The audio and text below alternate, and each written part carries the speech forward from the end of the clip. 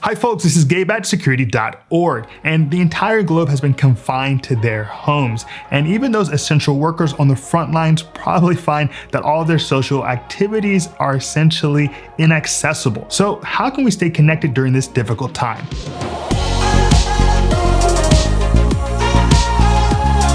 In today's video, I'm going to show you the different technologies you can use to help stay connected and share with you some of the more creative ways that I've been staying in touch with my friends and family during this period of physical distancing. Now, if you want the latest in home and digital security, head on over to Security.org, where we have a number of reviews and guides to help keep you and your family safe.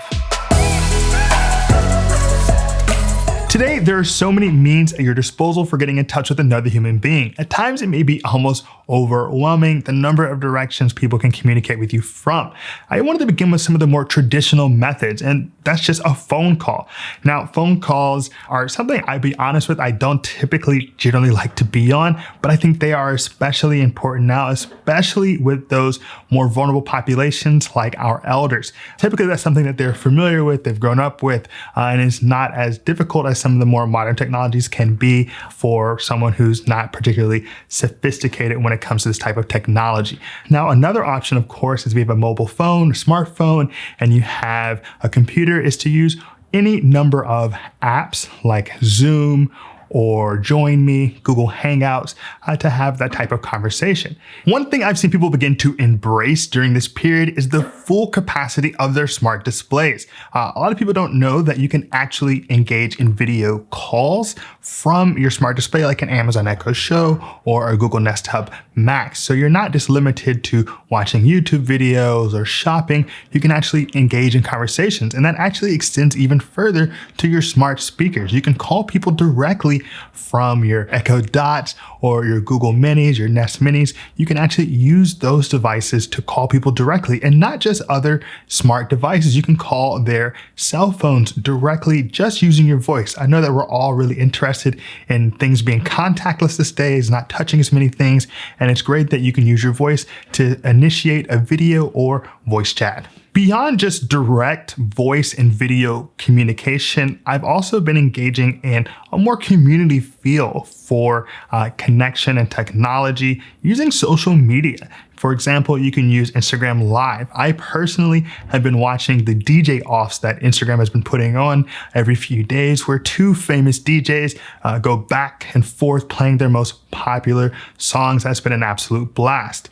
On a more personal level, I've also been able to, support those friends' arts and hobbies that they cannot show to the world anymore. I had a show I went to in New York not 3 months ago of a Brazilian guitarist who I like, and of course he can't travel anymore, he can't really perform, but he still is doing shows nightly on Facebook Live, and I really appreciate that. Finally, I've even found Twitter to be useful in the sense that I'm able to kind of see what's going on in people's daily lives around the globe, and I can kind of see how people's different cultures and communities and nations are reacting to this COVID-19 calamity.